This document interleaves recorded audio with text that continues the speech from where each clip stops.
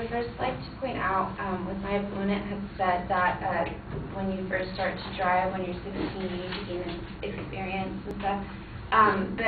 What we feel strongly is that when you're 18 years old, your responsibility levels are much higher than you are when you're 16 years old, and therefore your experience will be a lot stronger because since you're more responsible and know what is actually being a risk and what's not, it'll make a better judgment. And then also, when she had mentioned that, when we both had mentioned that the brain doesn't fully develop until the age of 25, she was saying that, like, how we had mentioned that 16 and 18 is different, and, like, let's all think about it, like, when we were 16 years old, were we actually the same exact people, like, when we were 18? I know for a fact that I was not the same person that I was when I was 16 to 18. I'd also just like to throw in a little bit more statistics that my partner and I found. According to the AAA Foundation, which was the source that our opponents relied on, they had mentioned that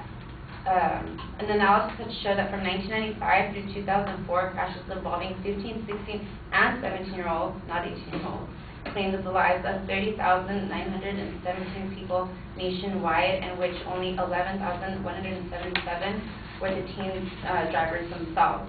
The remaining 19,740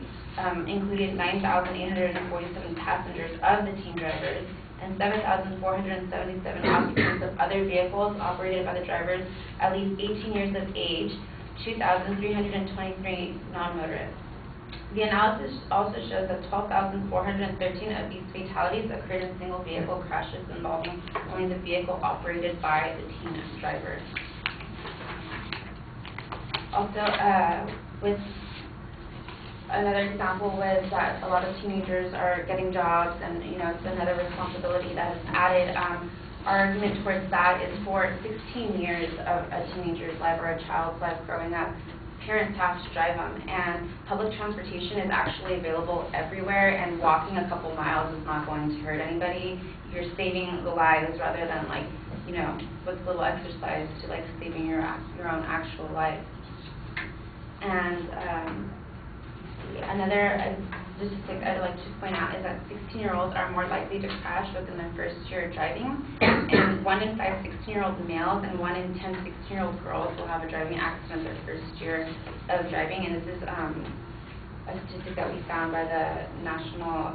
Highway Traffic Society. And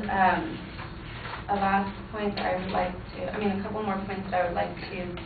state is the example of the 16-year-olds and the 65-year-olds. All that example really does conclude is that 16-year-olds that are learning to drive obviously do not have much experience, but also to